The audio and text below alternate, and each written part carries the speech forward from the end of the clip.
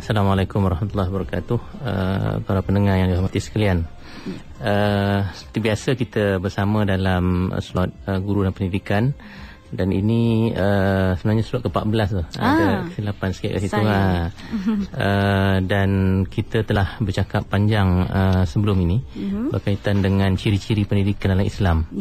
Dan pada hari ini sebenarnya termasuk juga dalam konteks ciri juga yang saya nak ketengahkan, iaitu aspek kebijaksanaan ini sebagai satu matlamat dalam pendidikan, ataupun kita sebutkan dalam tajuk kita iaitu pendidikan yang baik membuahkan kebijaksanaan. Mungkin kadang-kadang kita rasa benda ni biasa kan. Memanglah pendidikan itu untuk menjadikan orang bijaksana. Tetapi kalau kita lihat dalam konteks masyarakat kita sekarang ini, pendidikan kita kadang-kadang tidak sangat membawa manusia kepada kebijaksanaan. Mungkin boleh saya sebutkan dia membawa kepada kepandaian. Mungkin itu lebih tepat. Dia ataupun pendidikan kita hanya menyebabkan masyarakat kita ni bermaklumat. Maknanya mereka tahu tentang sesuatu, tetapi tidak semestinya mereka punya kebijaksanaan. Jadi sebab itu kita harus membezakan istilah sekadar mengetahui, sekadar bermaklumat dengan istilah yang lebih saya kira lebih mendalam, seperti kebijaksanaan, seperti ilmu itu sendiri. Makna ilmu itu sendiri saya dah huraikan sebelum-sebelum ini, bahawasanya kalau kita bercakap tentang ilmu itu, dia bukan sekadar kita bermaklumat, bukan sekadar kita tahu, bukan sekadar kita menghafal beberapa maklumat, kita sudah berilmu. Kerana ilmu itu nanti akan hanya dapat diterjemahkan dalam diri kita sekiranya maklumat-maklumat itu dia memberi makna kepada diri kita. Dan di sini kita nak kaitkan dengan hikmah ni. Dalam istilah ataupun kebijaksanaan yang kita sebut tadi, dalam istilah bahasa Arab kita sebut sebagai hikmah. Dalam bahasa Inggeris disebut sebagai wisdom.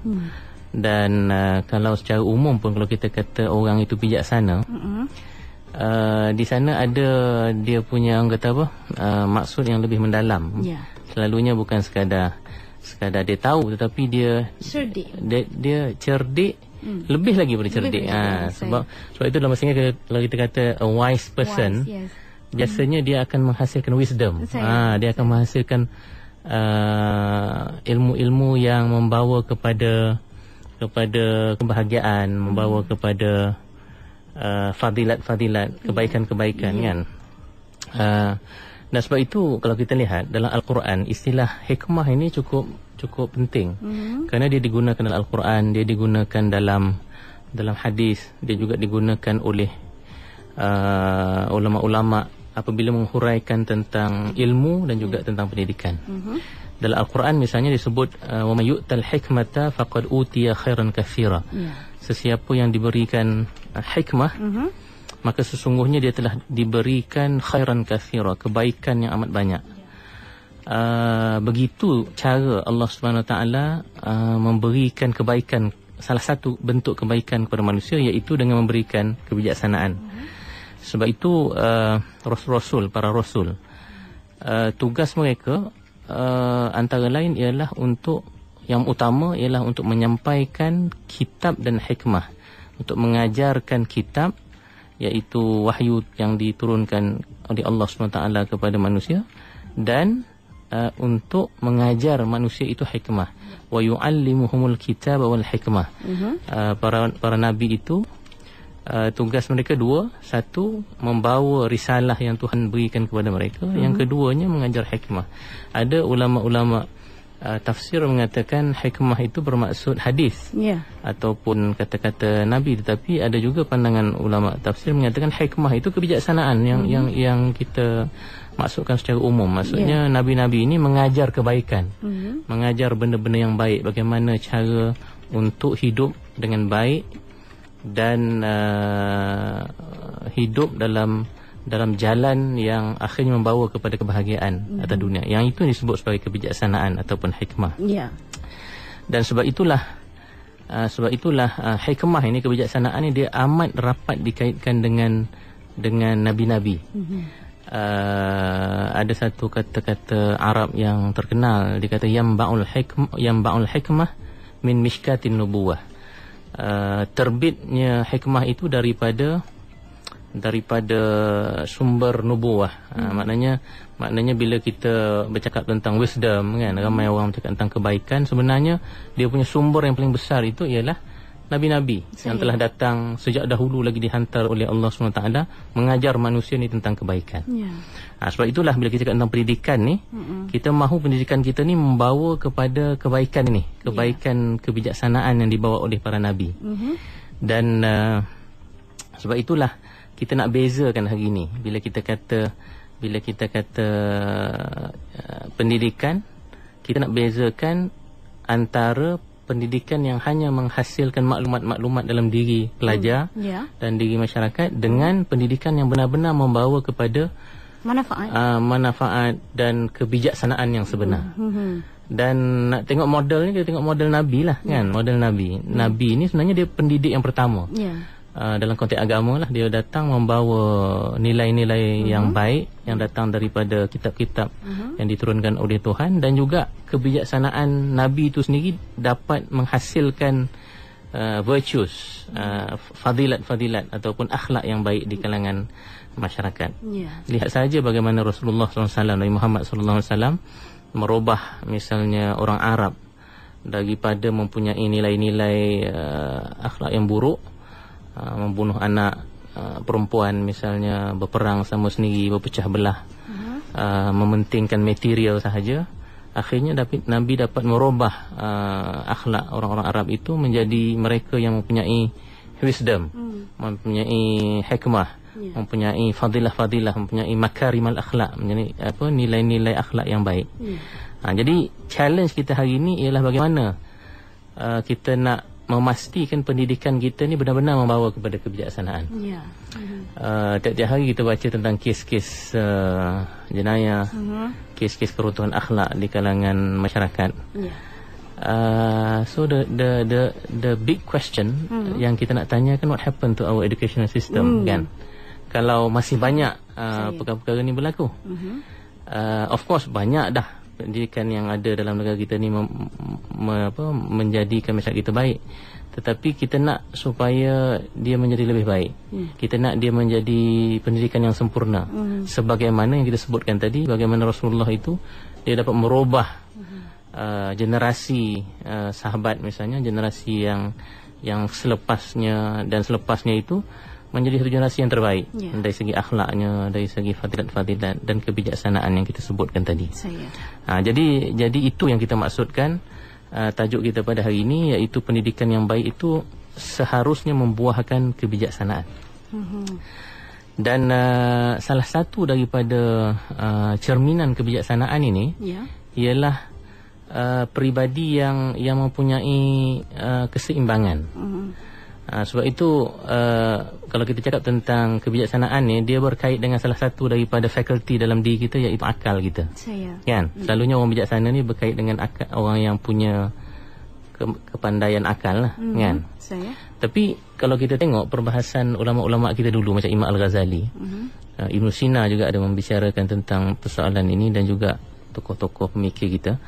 Dia kata akal manusia ni, dia akan hanya membuahkan kebijaksanaan sekiranya dia tidak bersifat ekstrim. Ekstrim itu maksudnya, kita ni kalau kita letakkan akal kita ni di tempat yang betul, tidak ekstrim, sama ada dia ada dua ekstrim kalau mengikut bahasan tu. Sama ada kita tidak langsung menggunakan akal, yang akan membawa kepada satu nilai yang buruk, iaitu stupidity ataupun kebodohan. Ataupun ada juga orang yang dia menggunakan akalnya itu ke arah another extreme, iaitu dia menyalahgunakan akalnya itu. Kita gunakan istilah dalam bahasa Inggeris, kita panggil cunning. Seorang yang cunning, maknanya dia bukan tidak pandai kan, dia mungkin berpendidikan, tetapi akal dia yang ada itu digunakan kepada perkara-perkara yang tidak baik. Mungkin dia menggelapkan duit misalnya, ataupun dia menipu. Selalunya orang yang terlibat dengan penipuan dan gelap duit ni bukan orang biasa-biasa kan.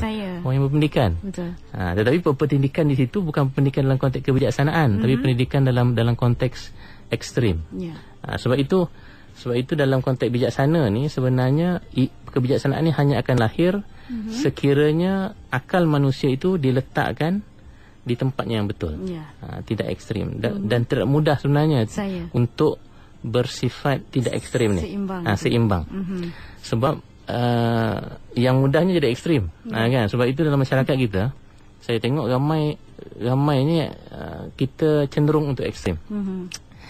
Tak kiralah dalam aspek apa. Dalam aspek akhlak, dalam aspek ekonomi kan. Kalau ekstrim dalam ekonomi itu misalnya mendapatkan keuntungan secara berlebih-lebihan sampai kadang-kadang menzalimi orang lain kan. Kalau kaya tu terlalu kaya sampai menindas. Dalam politik pun begitu juga. Kalau yang ekstrim itu tak ada yang baik dah. Di pihak yang sana tu dah tak ada dah benda-benda yang baik, semua buruk belaka. Sebab ekstrim dalam berpolitik, ekstrim dalam ekonomi, ekstrim dalam sosial pun begitu juga. Sampai nak buat apa sahaja sehingga mengganggu batasan-batasan orang lain misalnya. Itu semua cerminan ataupun penjelmaan ekstremisme dalam masyarakat. Apabila nilai-nilai kebaikan itu tidak diletakkan di tempatnya yang betul. So dalam konteks hikmah ini, dia sebenarnya salah satu daripada fadilah yang dibicarakan oleh ulama-ulama kita yang khusus berkaitan dengan akal manusia. Kalau akal itu dididik, disemai dengan betul, ilmu-ilmu dan nilai-nilai itu diajar dengan betul, insya-Allah yang bakal lahir sebenarnya kebijaksanaan, bukan kebodohan sebagai satu ekstrim yang belah kiri, ataupun ekstrim yang mungkin belah sana pula. Jadilah kelicikan ataupun cunningness kan. Suka menipu. Itu pun ramai dalam masyarakat. Sehingga berlaku banyak perkara yang tidak baik dalam masyarakat. Jadi ini yang bagi saya challenge lah, ataupun cabaran besar dalam konteks pendidikan kita. Bagaimana kita nak melahirkan seorang individu, sama ada pelajar ataupun mahasiswa, ataupun masyarakat secara umumnya, yang mempunyai nilai kebijaksanaan. Kebijaksanaan ni maksudnya dia tak semestinya perlu masuk universiti. Datuk nenek saya dulu saya kira mereka punya kebijaksanaan yang tinggi. Walaupun mereka tak masuk universiti, mereka tak belajar pun kadang-kadang, tapi mereka belajar melalui kehidupan. Pengalaman kehidupan, dan mendengar kata-kata hikmah. Itu kita kata-kata hikmah daripada orang yang bijaksana.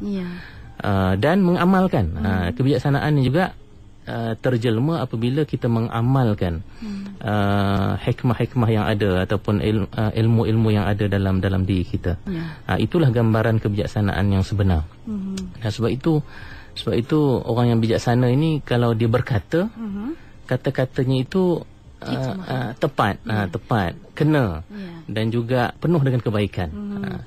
Tapi kalau orang yang sekadar pandai, macam kita sebut tadi kan, ataupun cunning tadi, kita dengar kata-kata dia pun kita kena sakit hati kan, walaupun dia mungkin berpelajaran, tapi kata-katanya mungkin pedas, ada saja dia nak kenakan orang misalnya. Yang ini bukan gambaran kebijaksanaan.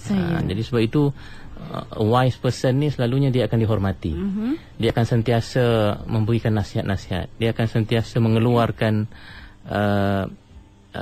butir-butir mutiara hikmah kepada yang lain. Dan sebab itu dalam Al-Quran ada satu figure yang kalau kita biasa dengar, Luqman Al-Hakim kan, yang dia menasihatkan anaknya itu. Kenapa dia namakan Al-Hakim, iaitu yang penuh kebijaksanaan? Kerana dia memberikan mutiara-mutiara nasihat yang baik kepada anaknya. Jangan syirik kepada Allah. Jangan kamu bongkak berjalan di atas bumi Allah SWT ini. Dan lain-lain. Maknanya penuh dengan hikmah. Sebab itu Luqman itu dipanggil Al-Hakim. Dan satu lagi kita kena ingat bahawa hikmah ni juga merupakan salah satu daripada sifat Allah. Hakim, Al-Hakim itu bijaksana, itu merupakan satu sifat Allah. Dan sudah pasti kebijaksanaan dalam konteks Allah SWT ini kita tak akan dapat capai. Tetapi ada satu hadis yang daripada Rasulullah yang mengatakan kepada kita bahawa takhallaqu bi akhlaqillah, hendaklah kamu berakhlak dengan akhlak-akhlak Tuhan. Apa maksudnya? Maksud hadis itu ialah, kalau boleh kita manusia ni boleh mungkin kita ikut sifat-sifat Tuhan ni dalam konteks kita sebagai manusia. Maksudnya kalau Tuhan itu maha bijaksana, kita juga seboleh mungkin berusaha supaya diri kita ni ada kebijaksanaan. Kalau Tuhan tu Rahman dan Rahim, penyayang dan pengasih, kita juga sebaik mungkin di tahap kita manusia haruslah punya sifat pengasih dan penyayang. Jadi itu yang dimaksudkan oleh hadis tadi. Dan kalaulah kita dapat mengambil semangat daripada sifat-sifat Allah ini, insya-Allah kita takkan jadi Tuhan lah for sure kan, tetapi kita akan menjadi insan yang lebih tinggi martabat kita. Sudah pasti lebih tinggi daripada makhluk-makhluk lain. Dan dengan adanya akal dan kebijaksanaan ini menjadikan manusia itu lebih tinggi lagi martabatnya. Bukan sekadar kalau yang jahat dari itu kadang-kadang tak banyak bezalah dengan haiwan-haiwan yang melata atas muka bumi ini pun jahat. Ada sifat-sifat begitu. Tetapi sekali lagi kebijaksanaan yang kita masukkan itulah keseimbangan dalam ilmu dan akal. InsyaAllah. Jadi itu mungkin pandangan saya lah. Kalimah yang diberikan oleh Dr. Farid Mat Syahran berkenaan pendidikan yang baik membuahkan kebijaksanaan. Kita lalukan pandangan dan juga soalan daripada anda menerusi talian 0362051500 atau boleh juga menerusi Facebook ikim.fm. Dan ada pemanggil waktu ini, Doktor. Kita terima. Assalamualaikum. Assalamualaikum. Hello. Ya, Assalamualaikum. Siapa di talian? Waalaikumsalam warahmatullahi wabarakatuh. Nama saya Zaini. Cik Zaini dari mana? Daripada Bandar Baru Bangi. Okey, silakan cakap dengan Doktor. Ya, saya mulakan dengan Bismillahirrahmanirrahim. Allahumma salli ala Sayyidina Muhammad wa ala alihi Sayyidina Muhammad. Assalamualaikum Doktor yang saya hormati. Assalamualaikum warahmatullahi wabarakatuh. Baik Doktor. Soalan saya sebegini Doktor. Doktor tadi ada sebut tentang ilmu kebijaksanaan, dan saya percaya semua orang setuju dengan saya bahawa sebaik-baik manusia di sisi Allah tidak lain dan tidak bukan adalah Nabi kita, Nabi Muhammad sallallahu alaihi wasallam. Nabi penghulu kepada segala nabi dan nabi penutup kepada segala nabi dan rasul. Dan inilah manusia yang terbaik, inilah manusia yang penuh ilmu dan penuh hikmah. Dan berakhlakkan dengan akhlaknya ilahi. Dan saya lihat dan hatta Rasulullah SAW pernah menyebut dalam hadisnya, iaitu qala Rasulullah SAW, ana madinatul ilm wa aliyun babuha. Lebih kurang maksudnya, mafhumnya Rasulullah mengatakan bahawa aku gedung ilmu dan Ali pintunya. Di mana bila saya menyebut hadis ini, bukanlah saya mengatakan bahawa peranan sahabat-sahabat agung yang lain seperti Abu Bakar As-Siddiq, Umar Al-Khattab, Uthman Ibn Affan dan ramai sahabat-sahabat yang taat setia, kerana mereka tidak ada. Tetapi bila kita menekankan konsep ilmu di sini, Rasulullah SAW sendiri telah mengiktiraf bahawa beliau adalah gedung ilmu dan Ali pintunya. Dan saya lihat di sini ada usaha-usaha seolah-olah ingin memisahkan kita dengan pintu ilmu ini, menyebabkan umat Islam ini jauh ketinggalan daripada apa yang sepatutnya kita menguasai. Apa pandangan doktor tentang ini? Mohon penjelasan. Baik, terima kasih. Terima kasih. Assalamualaikum. Terima kasih kepada yang bertanya, Cik Zaini. Benar apa yang disebut oleh Cik Zaini tadi, bahawa hadis itu mengatakan bahawa ana madiyatul ilm wa aliyu babuha. Bahawasanya Rasulullah itu merupakan gedung ataupun khazanah ataupun bandar ilmu, dan Ali itu adalah jalan, adalah pintunya. Itu menggambarkan bahawa Rasulullah mengiktiraf tentang kehebatan Sayyidina Ali sebagai seseorang yang amat mendalam dari segi ilmu. Sebagaimana Rasulullah SAW juga memuji sahabat-sahabat lain dalam keadaan dan suasana yang lain, dalam aspek-aspek yang lain. Dan tidak juga bermakna kalau Ali itu merupakan pintu kepada ilmu yang sahabat-sahabat lain tak boleh, tak ada ilmu ataupun tidak memberikan hikmah kepada kita sebagai orang Islam. Banyak perkara yang kita belajar daripada Sayyidina Umar misalnya, yang ijtihad beliau merupakan ijtihad yang amat bijaksana sekali. Banyak juga perkara yang kita belajar daripada Sayyidina Abu Bakar, sifat-sifat murni yang ada pada Sayyidina Abu Bakar, seperti pengorbanan beliau dan siddiq beliau, dia penegasan keyakinan juga keimanan beliau kepada Nabi Muhammad SAW. Sebab itu dipanggil Siddiq, membenarkan apa sahaja yang dibawa oleh Rasulullah SAW. Jadi kita harus melihat sahabat-sahabat Nabi ini sebagai satu complementary, satu kesempurnaan dalam keseluruhannya. Dan sudah pasti Sayyidina Ali merupakan satu sahabat Nabi yang begitu hebat dari segi ilmunya. Dan berkaitan dengan apa yang kita sebut pada hari ini, kalau kita lihat sahabat-sahabat Nabi ini pun kata-kata mereka itu merupakan kata-kata hikmah yang amat mendalam. Sebab itu sampai sekarang kita masih quote, kita masih memetik kata-kata mereka. Dan 1400 tahun, 1300 tahun kata-kata sahabat-sahabat ni sampai sekarang masih fresh, masih segar, masih relevan kepada kita. That is one of the characteristic of hikmah. Bila kita sebut hari ini tentang kebijaksanaan, itu salah satu daripada ciri-ciri hikmah. Ianya evergreen. Bila kita dengar saja, kita sentiasa mendapat kesegaran baru tentang ilmu, tentang tentang fadilah, tentang kelebihan dan kebaikan yang ada dalam kebijaksanaan yang ditunjukkan oleh para sahabat dan para nabi. Sebab itulah bila kita cakap tentang hikmah hari ini, kebijaksanaan, kita ingin menegaskan bahawa kebijaksanaan itu amat rapat berkait dengan agama. Kita tak cakap tentang orang falsafah yang bercakap sampai menolak agama ataupun memisahkan diri daripada nilai-nilai yang seperti mana sebahagian ahli falsafah moden. Tapi kebijaksanaan kita masukkan ini kebijaksanaan yang berteraskan agama. Saya insya-Allah. Dan kita terima pemanggil lagi. Assalamualaikum. Assalamualaikum, siapa di talian? Halo, Assalamualaikum. Waalaikumsalam. Matikan radio, siapa di talian? Saya Muhammad Zamri daripada Temenloh. Teruskan soalan. Assalamualaikum, Doktor. Assalamualaikum warahmatullahi. Saya ingin berkongsi pandangan pada pertanyaan ini, yang mana silakan. Bagaimana kita harus membezakan kepandaian dan kebijaksanaan itu agar kita tidak mencampur adukkan. Cumanya ramai orang sekarang ni dia tak tahu yang dikatakan kepandaian dan kebijaksanaan tu. Cumanya yang dikatakan kebijaksanaan tu dia memerlukan kejujuran.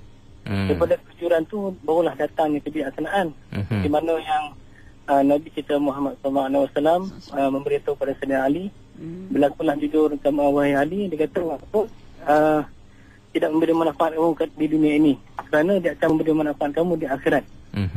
Itulah yang dikatakan kebijaksanaan tu. Di sana tu dia akan mendapat kebijaksanaan yang sebenarnya. Walaupun di dunia ni kita tak nampak kebijaksanaan kita yang kita laksanakan itu. Kadang-kadang orang manusia ni seperti saya lah, kita rasa dah bijaksana. Sebenarnya kita baru tahap kepandaian, baru kita pandai saja. Dan satu lagi respon untuk yang doktor kata, kita ni perlu menggunakan sifat-sifat Allah. Memang benar. Sebab apa? Kerana kita ni adalah khalifah, pengganti. Pengganti di dunia ni iaitu pengganti daripada Allah Subhanahu Wa Taala. Amanah yang berikan kepada kita tu.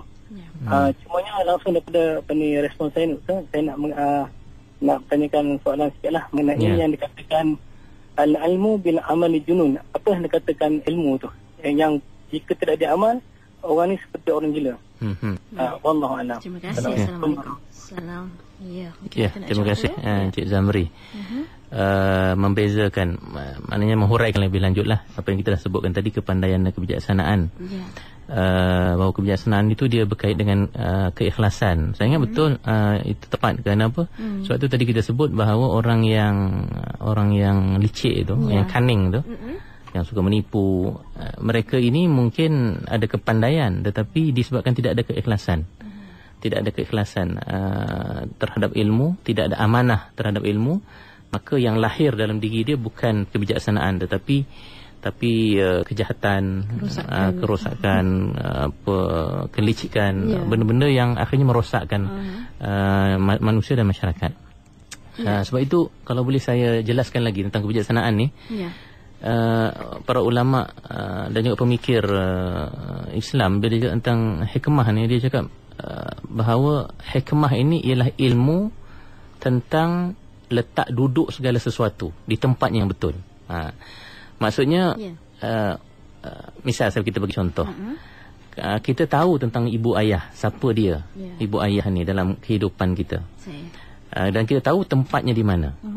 Dan setelah kita mengetahui tempat di mana letaknya ibu dan ayah kita dalam kehidupan kita, dan kita bertindak berdasarkan ilmu kita itu.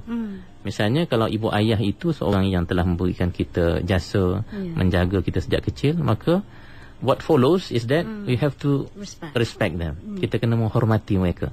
Kita kena menjaga mereka. Kita kena berbuat baik kepada ibu bapa. Jadi itu dimasukkan dengan kebijaksanaan. Maksudnya kita tahu kedudukan sesuatu dan kita bertindak dan beramal berdasarkan apa yang kita tahu. Sama juga dengan kedudukan Tuhan misalnya. We know that God is our Lord, kan? Tuhan Allah itu adalah Tuhan kita yang harus kita sembah. Kita tahu kedudukannya di mana dan kita bertindak, tunduk dan menyerah diri padanya. Itulah gambaran kebijaksanaan. Tapi kalau orang yang dia tahu ibu ayah dia tu siapa tapi dia tidak hormat, katakan dia bersifat kurang ajar kepada ibu bapa, itu orang yang tidak ada kebijaksanaan, dan tiadanya kebijaksanaan akan menghasilkan sifat-sifat buruk seperti biadab. Kebiadaban itu adalah lawan kepada kebijaksanaan. Cuma saya nak komen satu yang Encik Zamri sebut tadi tentang khalifah. Dia kata kita ni pengganti Allah. Saya rasa saya faham apa dia maksudkan, tapi saya ingat kurang tepat kalau kita kata kita ni pengganti Allah. Khalifah di situ ialah kita ni diberi tanggungjawab dan amanah oleh Allah untuk mentadbir alam ini, untuk memastikan bahawa alam ini berada dalam keadaan yang harmoni dan baik. Itu dipanggil dengan khalifah. Khalifah bukanlah arti kata kita pengganti Tuhan. Kita tidak boleh menggantikan Tuhan. Tuhan itu maha segala-galanya dan kita ni maha lemah, amat lemah. Tetapi kita diberi amanah yang telah jelas disebut dalam Al-Quran. Sebagai khalifah kita ada amanah yang harus kita laksanakan untuk memastikan alam dan bumi ini ditadbir dengan baik. Itu yang kita maksudkan. Ya, insya-Allah. Dan kita bersama dalam rancangan Guru Pendidikan bersama Dr. Muhammad Farid Masyahran bercakap tentang pendidikan yang baik membuahkan kebijaksanaan. Saya ambil satu komen daripada Facebook dari Itma Johor.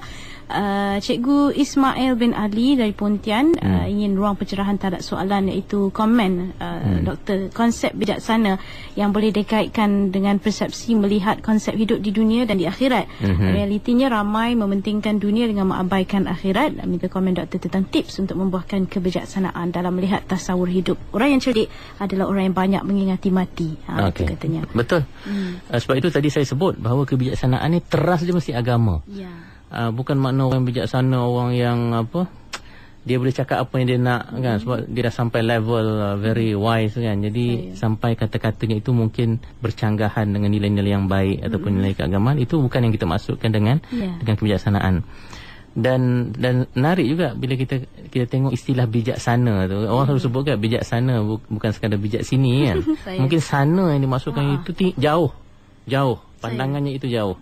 Dan sudah pasti dalam konteks pandangan alam Islam, kita sebagai seorang Islam, yang paling jauh yang harus kita lihat ialah sampai ke akhirat.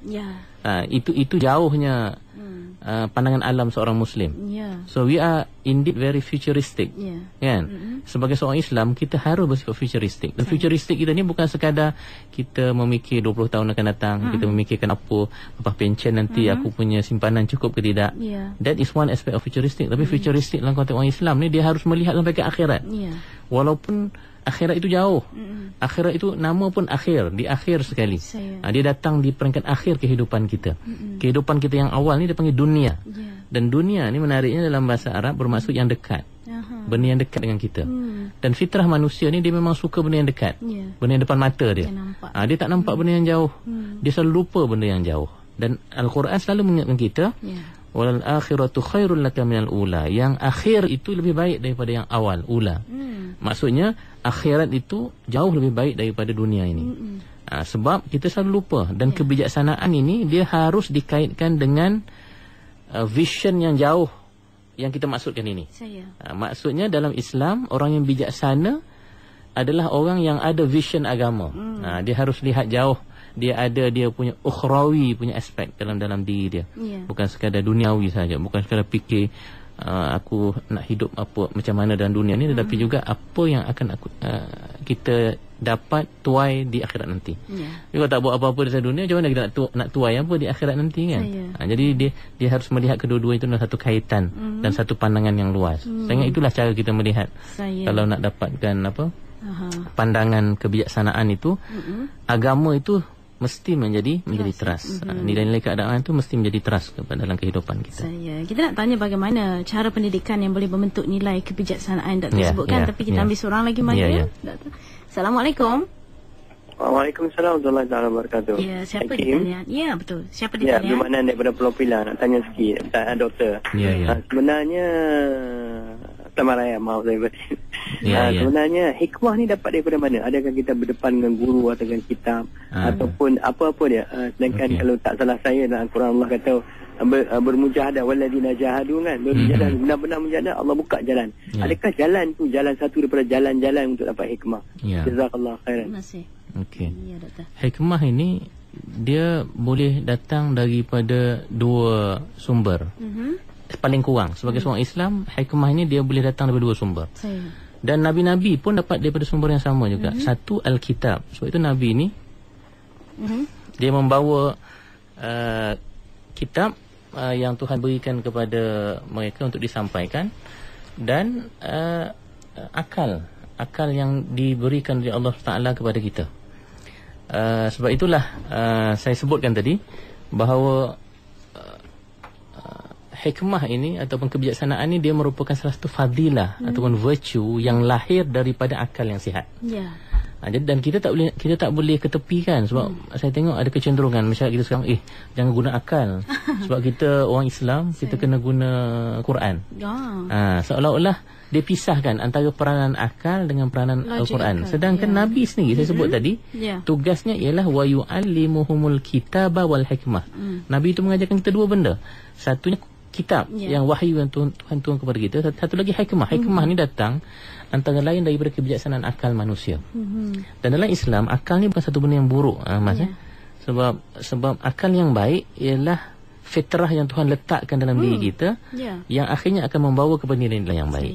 Jadi dia tidak terpisah tu antara sumber kitab, sumber wahyu dan juga sumber akal manusia. Sebab itulah masyarakat kita pun kalau kita marah sangat, kata kau tak pakai otak ke, kan? Walaupun tak apa kena tak pakai otak tu, tapi tak pakai akal. Tak guna akal ke? Akal tu maknanya itulah yang Tuhan bagi fitrah dalam diri manusia. Kalau dia suci dan bersih, kalau dipelihara, yang kita sebutkan tadi, dia akan melahirkan fadilah-fadilah kebijaksanaan.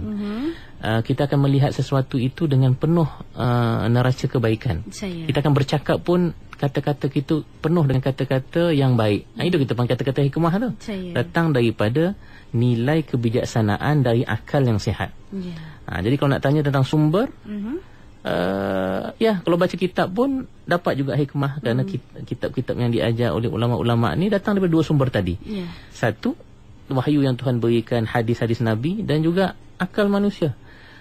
Sebab itu ulama-ulama kita dulu bukan sekadar dia macam parrot, dia hanya memuntahkan balik je ayat Al-Quran ataupun hadis, tetapi kan ada huraiannya, ada syarahnya, ada tafsirnya yang datang daripada akal mereka. Tapi akal mereka akal yang bijaksana, akal yang sihat. Jadi ada keharmonian dan kecantikan di situ. Bila dihurai sahaja, tengok it is very in line with what the Quran is saying, kan? Apa yang hadis cakap, apa Quran kata, dan apa kata-kata ulama tu selari. Dan itu keindahan agama Islam sebenarnya. InsyaAllah mungkin kalau kita nak lihat bagaimana sebenarnya cara pendidikan yang boleh membentuk nilai kebijaksanaan. Sebenarnya kita dah sebut secara tak langsung tadi. Maksudnya mungkin kita boleh sebutkan, pertamanya pendidikan itu tidak harus hanya menekankan sekadar maklumat sahaja. Kan? Terutama dalam zaman ledakan maklumat ni, knowledge explosion, everything can be acquired only by satu button saja, kan? Sama ada Google ke ataupun tip of the finger, Wikipedia ke ataupun Google, apa kita main tu. Tetapi itu tidak menjamin kebijaksanaan. Malah ia mungkin membawa ke kekeliruan, kan? Misalnya kita type nak cakap tentang tauhid misalnya, kan, tauhid. Kalaulah dalam internet ni segala aliran ada, kan? Ada aliran yang sesat pun ada. Semua bercakap tentang tauhid, semua bercakap tentang kesatuan Tuhan. Jadi sudah pasti kalau kita tidak di-guide, tidak dipimpin, tidak dibawa dengan betul oleh guru dan juga syarahan-syarahan dan juga maklumat-maklumat yang datang daripada kebijaksanaan, kita akan menjadi keliru. Jadi pendidikan itu dia bukan sekadar maklumat, satu, yang kedua dia bukan sekadar hafalan. Itu saya tengok trend juga kan. Ibu-ibu pun kadang-kadang suruh anak hafal kan, kena hafal ni. Tetapi hafalan tidak cukup, walaupun dia penting. Kita tak nafikan, bukan kita mengenepikan tradisi menghafal ini. Dia sebagai raw material, very important. Kalau tidak, kita nak fikir apa? Kita nak contemplate on what kalau tak ada raw material. Jadi hafalan tu bagi saya dia macam kita masukkan semua benda-benda dalam kepala kita. Dan yang kedua yang penting dalam pendidikan yang membawa kebijaksanaan ni ialah berfikir. Berfikir tentang apakah benda yang kita tu, dan berfikir itu mestilah dididik, di-guide oleh guru, oleh sumber-sumber yang betul. Yang itu nanti insya-Allah akan menghasilkan kebijaksanaan. Yang ketiganya, saya rasa pendidikan yang membawa kebijaksanaan ni ialah amalan, aspek amalan tadi. Sebab banyak juga sistem pendidikan yang hanya berteori saja kan. Book smart book smart. Dia hanya bercakap tapi tidak mengamalkan. Dan Al-Quran jelas mengatakan murka Allah amat murka kepada mereka yang mengatakan apa yang tidak dilakukan, ataupun tidak melakukan apa yang dikatakan. Dan kalau kita bercakap tentang sifat-sifat kebaikan pula, mereka yang bercakap tapi tidak melakukan ni salah satu sifat munafik kan. Itu perkara-perkara yang akhirnya akan merosakkan sistem pendidikan dan tidak membawa kepada kebijaksanaan. Dan yang keempat, mungkin antara ciri yang boleh saya sebutkan pendidikan membawa kepada kebijaksanaan ni ialah melihat sesuatu itu daripada sudut pandangan yang menyeluruh dan seimbang. Yang ini saya tengok kurang. Dan ini antara bentuk-bentuk ekstremisme yang saya tengok dalam masyarakat dan dalam pendidikan juga. Bila misalnya seorang itu, saya bagi contoh orang agama cukuplah. Kalau ustaz tu dia pakar dalam fiqh misalnya, tapi dia tak faham sangat tentang yang lain, jadi dia punya kecenderungan tu nak cakap tentang hukum hakam saja. Kan apa-apa pun halal haram.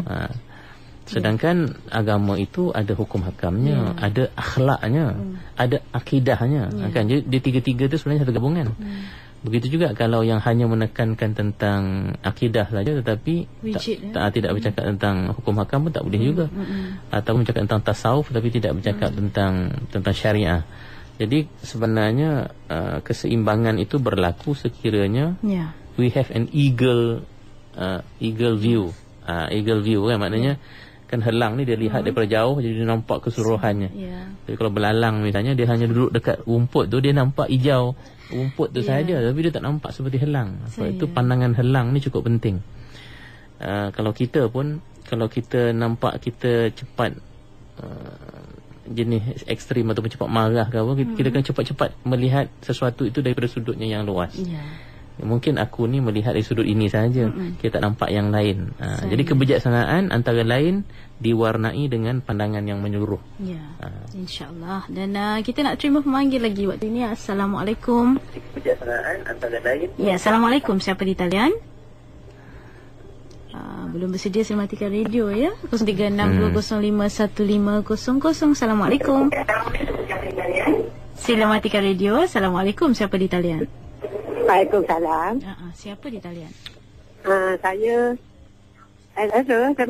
Ya. Sila. Siapa di talian?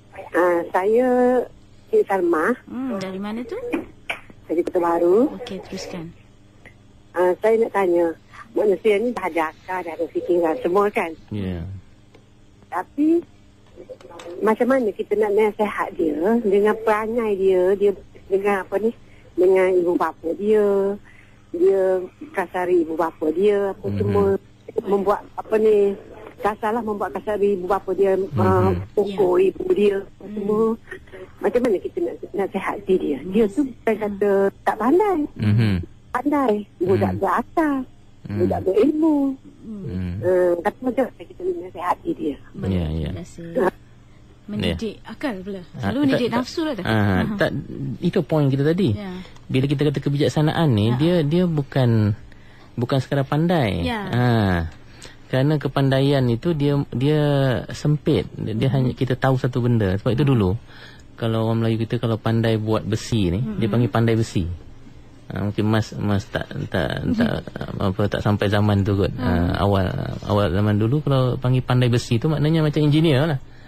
Sekarang lah engineer. Dulu orang yang buat besi apa semua tu dipanggil pandai besi. Dia punya tukang.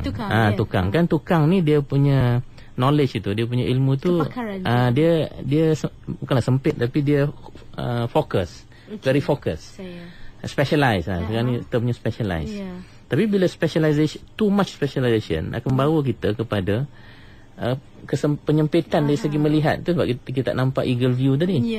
Jadi dalam kes yang Cik Puan Salmah sebutkan tadi, mungkin yang disebut contoh tadi tu, dia pandai dari segi dia belajar, dia mungkin graduate universiti, tapi dari segi kebijaksanaan tak ada. Dari fadilah kebaikan tu dia tak ada. Jadi itu yang kurangnya apabila sistem pendidikan itu mungkin tidak mengambil keprihatinan yang besar kepada aspek akhlak. Kepada aspek akhlak. Dan saya ingat benda ni kena diteliti dengan begitu mendalam lah. Macam mana sistem pendidikan kita ni kalau boleh dia mengambil kira aspek-aspek akhlakiah ini dengan serius. Saya selalu bagi contoh kepada biasa Nurhayati lah. Saya kata sistem pendidikan kita ni dari segi akhlak ni dia tak kadang-kadang tidak begitu sempurna dari segi kita punya sistem tu. Saya selalu bagi contoh, kalaulah seorang budak sekolah rendah, dia habis darjah 6, flying colours, dia dapat 5A UPSR misalnya kan, tapi akhlaknya tu tidak baik, dia still boleh meneruskan dia punya pelajaran ke sekolah menengah kan. Dia tak ada sistem yang boleh menahan dia. Katakanlah dia ada sifat suka menipu, nipu kawan dia, tipu mak ayah dia, tapi pandai bila belajar ni. Sepatutnya orang macam ni kita kena ada satu mekanisme, kita tahan dia. Selagi akhlaknya itu tidak meningkat ke tahap yang baik, dia tak boleh naik ke sistem pendidikan yang lebih tinggi. Boleh tak agak-agak gitu macam? Mungkin. Mungkin kan. Tapi kita kena develop lah. Dalam sistem kita sekarang nampak gayanya macam benda tu tidak begitu mantap kan. Macam testimoni kalau testimoni sekadar kadang-kadang informal.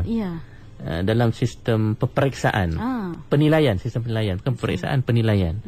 Sepatutnya guru tu dia boleh buat satu sistem penilaian yang official, yang formal. Dalam sistem tu dia buat. Guru tu dia tengok setiap hari dia punya budak dalam kelas kan.